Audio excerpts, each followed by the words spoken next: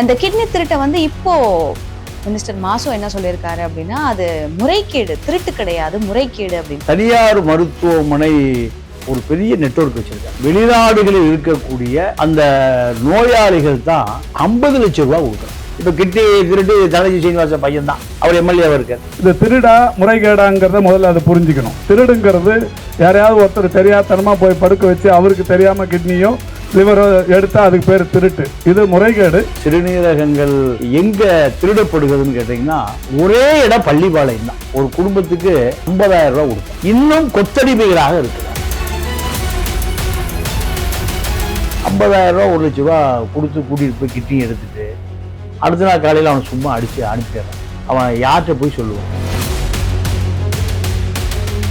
திமுக, அதிமுக இவர்கள் பூராமே ஆலை முதலாளிகளுக்கு ஆதரவா இருக்கும். தாராவியில தமிழ் அதே போலதான் தகர சீட்டு தான். மா சுப்பிரமணியம் என்ன வச்சிருந்தாரு? சைக்கிள் கடை. சுகாதாரத்துறை மந்திரி.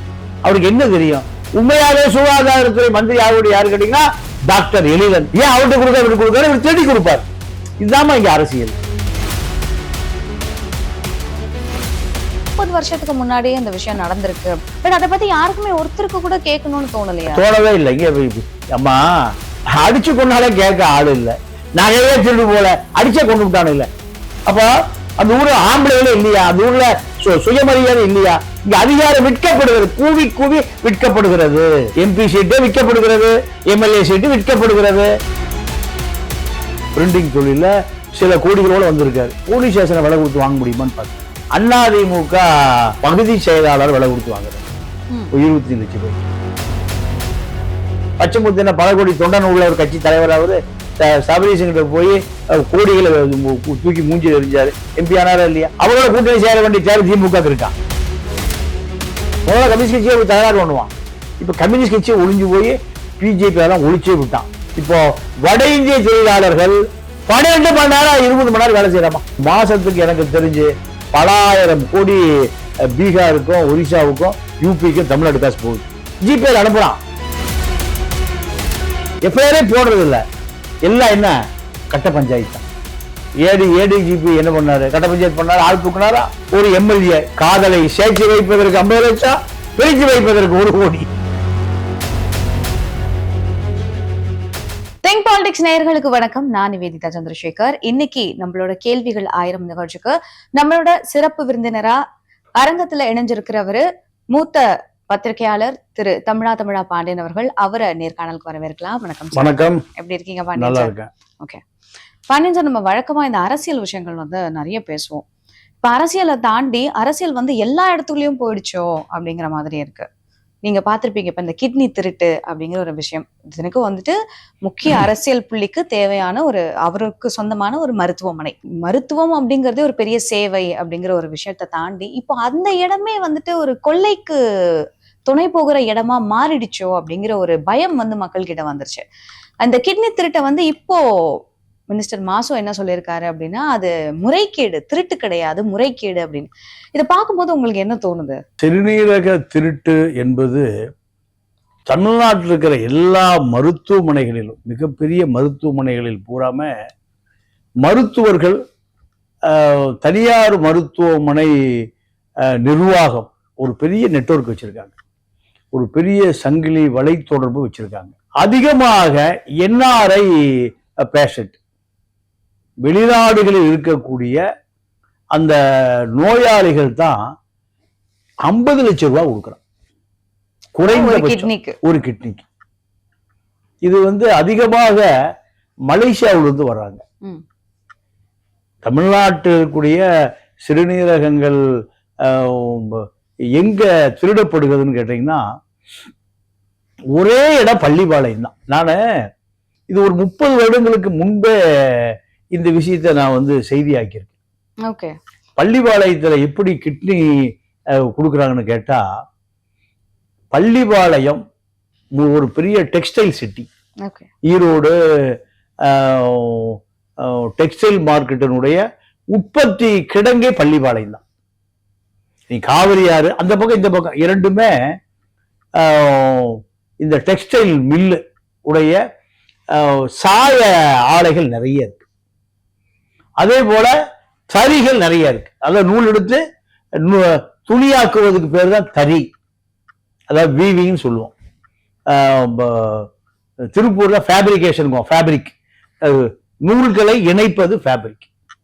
இதுல இன்னும் கொத்தடிமைகளாக இருக்கிறார்கள் மக்கள்.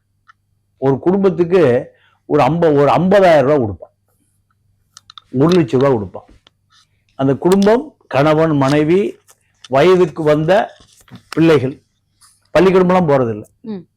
இன்னும் அரசு ஏதோ நடக்குதுன்னு நம்பிட்டு இருக்கோம் நம்மெல்லாம். அவர்கள் பள்ளிக்கூடம் எல்லாம் போவதில்லை. எங்க வந்து சேர்ந்துருவாங்க? இப்போ நான் ஒரு தறி முதலாளின்னா நான் 1 லட்ச ரூபா அவங்களுக்கு கொடுத்து அவங்கள வச்சிருப்பேன். இப்ப இன்னொரு தறி முதலாளி நீங்க என்ன பண்ணுவீங்க? எப்ப 1.5 லட்ச ரூபா தர்றேன் உனக்கு வேண்டாம் அவங்கள என்கிட்ட கொடுத்துருன்னா அந்த 1.5 லட்சம் ரூபாய் அந்த தனி முதலாளி 1ஆம் நம்பர் முதலாளி 2ஆம் நம்பர் முதலாளி கொடுத்துருவாரு. இது அடிமைத்தனம் இல்லையா சார்? இதெல்லாம் தாண்டி பல வருடங்கள் ஆயிடுச்சு அப்படிங்கும் அப்படி கற்பனை நீங்க நினைச்சிட்டு இருக்கீங்க. நான் தான் முதல்ல ஒரு வார்த்தை சொல்லிட்டேன். அரசு நடப்பதாக நாம நம்பிக்கொண்டு இருக்கிறோம். நீங்க வெளியில ஊடகங்கள் தாங்க பெரிய குற்றவாளிகளே, ஊடகங்கள் தான். என்ன நடந்ததுன்னா, நான் சொல்றது ஒரு 30 வருடங்களுக்கு முன்பு கொத்தடிமைகளை மீட்பதற்காக நக்சல்பாரி இயக்கம் அங்க போறான். இதெல்லாம் செய்தியாவே வரல. நக்சல்பாரி இயக்கம் போய் இதை தலையிடலாம். அங்க திமுக இருக்கு, அதிமுக இருக்கு, வேற அங்க கம்யூனிஸ்டுகள் அங்க இல்ல. திருப்பூர் கம்யூனிஸ்ட் இருக்கு, ஈரோடுல கிடையாது. திமுக அதிமுக இவர்கள் பூராமே ஆலை முதலாளிகளுக்கு ஆதரவா இருப்பான். ஆலை முதலாளிகளே அதிமுகவா இருப்பான், திமுகவா இருப்பான். அப்போ ஒரு சலவப்பட்டறையில, அதாவது பிளீச்சிங் ஃபேக்டரின்னு சொல்லுவோம், அதே ஒரு டையிங் ஃபேக்டரி, அதே போல ஒரு தறி, இதுல கொத்தடிமை குடும்பம் 100 குடும்பம் இருக்கு. தகர சீட்டு தான் வாழ்க்கை. பம்பாயில சொப்பனால இருக்கான, பம்பாயில தகர சீட்டுல இருக்கானல்ல, தாராவியில தமிழர், அதே போலதான் தகர சீட்டு தான். பின்னாடி ஒரு தகர சீட்டு, ஒரு வாரம் தகர சீட்டு, அதுதான் அவங்களுக்கு ஒரு 10க்கு 10 ஒரு அறை, அதுதான் அவங்களுக்கு பெட்ரூமு, அதுதான் சமையல் அறை, இப்படி எல்லாமே அதுதான். இந்த மக்கள் தான் 1 லட்ச ரூபா 2 லட்ச ரூபா தரேன்னா சிறுநீரகத்தை விற்கக்கூடிய மக்கள் அவங்கதான். இப்ப கேள்வி என்னன்னா சார், ஆல்ரெடி கஷ்டப்படுறவங்க அடிமைகளா வந்து கூட்டிட்டு வந்து ஒரு இடத்துல வேலை பார்க்காம, சரி ஓகே கஷ்டத்துக்காக அவங்க அந்த கிட்னியை குடுக்குறாங்க அப்படிங்கும் போது கூட அவங்க கிட்ட ஒரு விலை பேசப்படுது. ஆனா எடுத்ததுக்கு அப்புறமா அவங்க கிட்ட பேசின விலை கூட அவங்களால கொடுக்க முடியல, அதுலயுமே ஏமாத்துறாங்க அப்படிங்கும் போது வந்து இதுல எத்தனை பேர் ஈடுபட்டு இருப்பாங்கன்னு நினைக்கிறீங்க? இல்ல, இது ஒரு பெரிய உடல் உறுப்பு தொழில் தமிழ்நாட்டுல மறைமுகம். மாசு பல சைக்கிள் கடை வச்சிருந்தவர் யாரு? மா சுப்பிரமணியம். என்ன வச்சிருந்தாரு? சைக்கிள் கடை. இந்த சைக்கிள் கடை நபரு என்னவா இருக்காரு? சுகாதாரத்துறை மந்திரி. அவருக்கு என்ன தெரியும்? உண்மையாவே சுகாதாரத்துறை மந்திரி யாருடைய யாரு கேட்டீங்கன்னா டாக்டர் எழிலன்.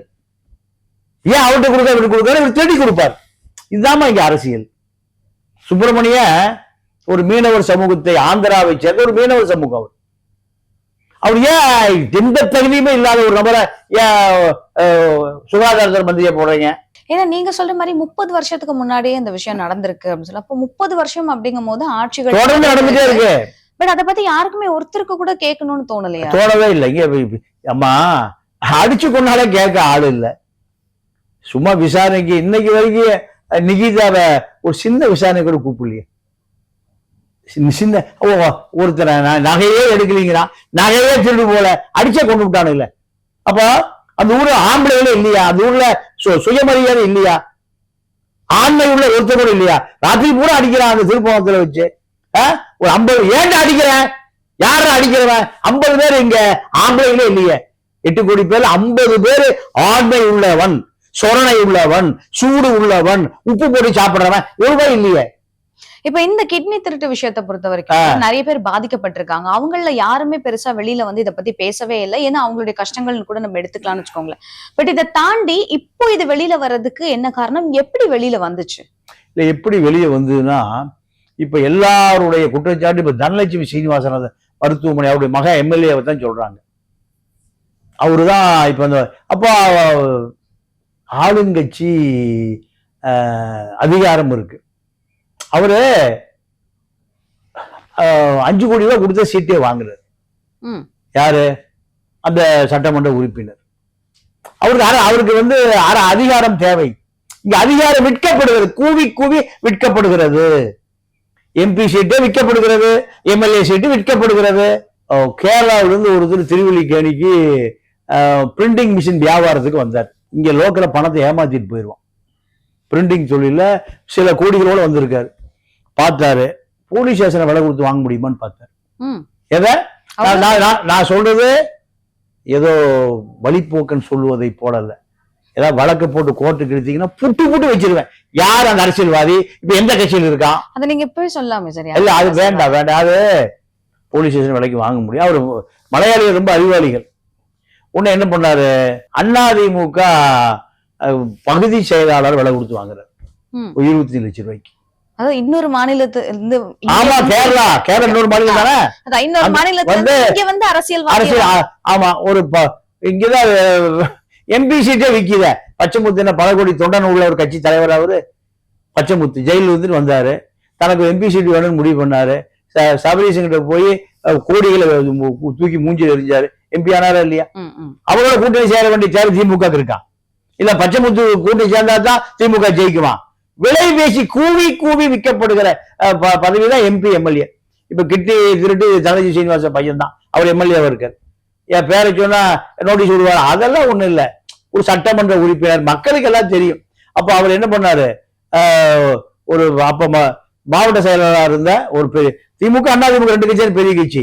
அப்போ ஆளுங்கட்சியாக இருந்த ஒரு மாவட்ட செயலாளர் பிளஸ் மந்திரி போய் ஒரு 20 லட்சம் ரூபாய் கொடுத்து பகுதி செயலாளரை விலைக்கு வாங்கினார். அடுத்த நாள் காலையில என்னை பகுதி செயலாளர் அறிவித்த தலைவருக்கு, மாவட்ட செயலாளருக்கு, எம்எல்ஏ நன்றி நன்றி ஊர்வம் போஸ்ட் அடிச்சு ஒட்டினார். ஒட்டின பிறகு அங்க இருக்கிற வட்டை செயலாளர் வண்டு முருக, பகுதி செயலாளர், இன்ஸ்பெக்டர், ஏட்டு, எஸ்ஐ, அது எல்லாம் வந்துட்டு ஐயா வணக்கம் ஐயா முடிஞ்சு போச்சா? போலீஸ் ஸ்டேஷன் விலைக்கு வாங்கி வச்சா? நீங்க அந்த ஆளுங்கட்சி, அப்போ ஆளுங்கட்சியினுடைய பகுதி செயலாளரா 20 லட்சம் ரூபாய் விலைக்கு வாங்கணும்னையும் கேரளாவை சேர்ந்த அந்த நபர் அடுத்த நாள் காலையில என்ன ஆயிட்டாரு, அந்த ஏரியா ப்ராப்ளம் ஆயிட்டாரு. கட்சிக்காரன் போய் அங்க நிக்கிறான், போலீஸ் நிக்குது, ரெவன்யூ நிக்குது, கார்பரேஷன் நிக்குது, கவுன்சில் எல்லாம் நிக்கிறான். இது நல்ல அவருக்கு இன்னைக்கு வரைக்கும் அவர் இருக்காரு. இப்போ அவரை யாரும் ஏமாத்த முடியாது, அவருடைய பணத்துக்கு செக்யூரிட்டி, போலீஸ் பாதுகாப்பு, அரசியல் பாதுகாப்பு எல்லாம் வந்துருச்சு. இந்த கூத்து பூரா தமிழ்நாடு தான். இப்போ பள்ளிப்பாளையத்துல என்னன்னு கேட்டீங்கன்னா, ஏன் அவரால வந்து கேரளால பண்ண முடியாத விஷயத்த தமிழ்நாட்டை வச்சு, அவன் அறிவாளி கொளுத்தி விட்டுருவான். இங்க பென்னிசிங் ஜெயராஜன் கூட்டிட்டு போய் செல்போன் கேட்டா கொடுக்கல, எங்க சாத்தாங்குளத்துல அடிச்சே கொண்டான்ல. இப்படி ஏதாவது ஒரு வழக்கு கேரளாக்குள்ள காமிங்க, பஞ்சாப்ல காமிங்க, எங்க இருக்குமா? அஜித்குமார் கேச கேரளால புடிச்சிட்டு போய் 5 போலீஸ்காரர் எங்க ஆத்துல கிடப்பான், தலையில கட்டி விட்டுருவாங்க. மலையாளி என்ன பண்ணுவாங்க? கேரளாலுமே நடந்திருக்குல்ல சார், இவ்வளவு கேவலமா இருக்கு. நீங்க அரிசி எடுத்தான் அப்படிங்கிறதுக்காக சொல்ல முடியாது சார், ஒரு பழங்குடி வாஸ்தவம் தான். அங்கேயும் நடந்திருக்கு. நம்ம இப்படிலாம் இருக்காது சார். அது எப்படின்னு கேட்டீங்கன்னா அரசியல் கொலை அல்ல, அது அரசியல் கொலை அல்ல. கேரளாவுல அதிகமா இந்தியாவிலே படிச்ச அதிகமா இருக்கிற மாநிலம் இது கேரளா தான். சரி சார், அரிசியை திருடிட்டாங்க அடிச்சே கொள்றாங்கன்னா என்ன படிச்சவங்க? இல்ல அது வாஸ்தவம் தான். நீங்க 2 கோடி பேர்ல நீங்க இது மாதிரி ஆள் இருக்கத்தான் செய்வான். நீங்க இது ஒண்ணு காந்தி தேசத்திலேயே இங்க அயோத்தி நடக்குது, பிரிட்டன்ல நடக்காம இருக்கிறான், அமெரிக்காவில் நடக்காம அங்கேயே நடக்குது. நீக்ரோவ வெள்ளக்கார போலீஸ் அடிச்சு கொள்றான். அதனால எல்லா பக்கம் நடக்குது. இங்க இதுவே அரசியலா இருக்கு. அப்போ இந்த மக்கள்கிட்ட எளிமையாக 5 லட்சம் ரூபா உனக்கு சிறுநீரகத்துக்கு தர்றேன்னு சொல்லி 50,000 ரூபா 1 லட்சம் ரூபா கொடுத்து கூட்டிட்டு போய் கிட்னி எடுத்துட்டு அடுத்த நாள் காலையில அவனை சும்மா அடிச்சு அனுப்பிடுறான். அவன் யார்கிட்ட போய் சொல்லுவான்? நீங்க ஒரு டாக்டர் மேல வழக்கு போடுறதுக்கு நீங்க 5 லட்சம் ரூபாய் வழக்கு போடுறதுக்கு 50,000 ரூபாய் ஸ்டாம்ப் டியூட்டி கட்டணும். டெபர்மேஷன் சூட்டு போடுறதுக்கு 50,000 ரூபாய் நீங்க ஸ்டாம்ப் டியூட்டி கட்டணும். அப்போ அவன் பாவம், அவனே கொத்தடிமையா இருக்கான், பண்ணை அடிமையா இருக்கான், தறியில வேலை செய்யறான். அப்ப அவன் எங்க போய் சொல்லுவான்? இப்ப திருப்பூர், ஈரோடு இங்க எல்லாமே கம்யூனிஸ்ட் கட்சியை ஒளிஞ்சு போச்சு. முதல்ல கம்யூனிஸ்ட் கட்சியை தயார் பண்ணுவான். இப்ப கம்யூனிஸ்ட் கட்சியை ஒளிஞ்சு போய் பிஜேபி அதெல்லாம் ஒழிச்சே விட்டான். இப்போ வட இந்திய தொழிலாளர்கள் 12 மணி நேரம் 20 மணி நேரம் வேலை செய்யறாமா. அப்ப அவனுக்கு வட இந்திய தொழிலாளர்கள் இந்த கிட்னி கொடுக்கறதுலாம் போறது இல்லை, அவன் குடிக்கிறது கூட இல்லை. அவன் 10,000 கிடைச்சுன்னா ஒரு மாசத்துக்கு எனக்கு தெரிஞ்சு பல ஆயிரம் கோடி பீகாருக்கும் ஒரிசாவுக்கும் யூபிக்கும் தமிழ்நாடு காசு போகுது. ஜிபேல அனுப்புறான். அவன் குடிக்கலாம் போறது இல்லை, சமூக ஒழுக்கம் இல்லை. அவனுக்கு இந்த 10,000 20,000ங்கிறது ஒரு பெரிய காசா இருக்கு. அதனால இந்த கிட்னி திருட்டு முழுக்க தமிழர்களிடம், அதுவும் தலித் மக்களிடம் தான் இந்த மோசடி நடக்குது. இது முழுக்க எங்கன்னா பவானி, ஈரோடு, பள்ளிப்பாளையம் இந்த பகுதியில், ஏன்னா அந்த பகுதியில நிறைய டெக்ஸ்டைல் மில் இருக்கு. அங்க பூரா கேட்டை பூட்டி தான் வெளியே வர முடியாது, உள்ளே போக முடியாது. பட் இவ்வளவு வருஷம் இருந்துமே இப்போ நம்ம ரொம்ப மாடர்னைஸ்ட் ஆயிட்டோம் அப்படின்லாம் நம்ம ஒண்ணுமே இல்ல. பட் இருந்தும் ஏன் இந்த மாதிரியான விஷயங்கள் மேல நடவடிக்கை? ஏன்னா நீங்க சொல்ற மாதிரி பல வருஷத்துக்கு முன்னாடி உங்களுக்கே தெரிஞ்ச விஷயம், அதுக்கப்புறம் ஊடகங்கள் ஸ்ட்ராங் ஆயிடுச்சு, இப்போ சோசியல் மீடியா ரொம்ப ஸ்ட்ராங்கா இருக்கு. இப்படி இருந்துமே கூட இப்போ இந்த விஷயம் வெளியில வந்திருக்கு. ஒரு பர்டிகுலர் ஹாஸ்பிட்டல் மேல, ஒரு எம்பி மேல இந்த மாதிரியான புகார்கள் வைக்கப்படும் போது இன்னும் ஏன் நடவடிக்கை எடுக்கல? இல்ல, இதுக்குள்ள ஆளுங்கட்சி அரசியல் இருக்குல்ல. ஆளுங்கட்சி அரசியல நீங்க செய்தி ஆக்குனீங்கன்னா எதிர்கட்சி பெரிய செய்தி ஆக்கிடுவோம். அப்ப ஆளுங்கட்சி தோற்றே போகும், ஆளுங்கட்சி மேல அதிருப்தி ஆயிரும். இப்போ இவங்க 2021 ஆட்சிக்கு வந்ததுக்கு அப்புறமாவே கண்டினியூஸா புகார் இருந்துட்டே தான் இருக்கு. ஒரு 2-3 மாசம் ஆஹா ஓஹோன்றது பேசினாங்க. ஆனா அடுத்தடுத்து புகார்கள் வந்துட்டே இருக்கு. இப்ப எலெக்ஷன் நெருங்கிக்கிட்டு இருக்கு, இருந்துமே ஒரு புகார் மேல அடுத்த புகார்னு சொல்லிட்டு குறிப்பா இந்த ஆளுங்கட்சியில இருக்கக்கூடிய அமைச்சர்கள் மேல வருது, எம்பிக்கள் மேல வருது. அப்போ எல்லாம் பெரிய புள்ளிகள் அப்படிங்கும் போது ஊடகங்கள் இதை பெருசாக்கி இருந்திருக்கணும். முதலமைச்சர் இதை பத்தி வெளிப்படையா பேசி இருந்திருக்கணும். பட் இது எதுவுமே பேசவே இல்லையே. அப்ப என்ன நினைச்சிட்டாங்க மக்கள்? நீங்க சொல்ற மாதிரி முட்டாள்கள், நம்ம என்ன சொன்னாலும் நினைச்சுப்பாங்க, ஏத்துப்பாங்கிற ஒரு மென்டாலிட்டியில இதெல்லாம் பண்றாங்களா? காவல் நிலையத்துல புகார்கள் பதிவே செய்யக்கூடாதுன்னு உத்தரவு டிஜிபி ஆபீஸ்ல. அப்பப்ப பேசி முடிச்சிருங்க, எஃப்ஐஆர் போடக்கூடாது. இந்த ஸ்டேஷன்ல இப்ப எஃப்ஐஆர் 365 நாள் இருக்குன்னா, நீங்க அந்த எஃப்ஐஆர் காப்பி நம்பர் எப்படி போடுவாங்க கேட்டீங்கன்னா 361/2025. 2025 பதிவான 301வது வழக்கு. அதான் ஆமா. ஆனா முடிஞ்ச வரைக்கும் வழக்கே போடாம முடிஞ்ச வரைக்கும் பேசி அனுப்பிடுங்க. ஏன்னா தமிழ்நாட்டில் சட்டம் ஒழுங்கு சரியா இருக்கு. எஃப்ஐஆர் போட்டீங்கன்னா இன்னும் நிறைய ஆர்டிஐல போட்டா எஃப்ஐஆர் போட்டா உண்மையான குற்றவாளியை கண்டுபிடிக்க வேண்டியது, யார் மேல வேணாலும் பழிய போட்டுக்கலாம்.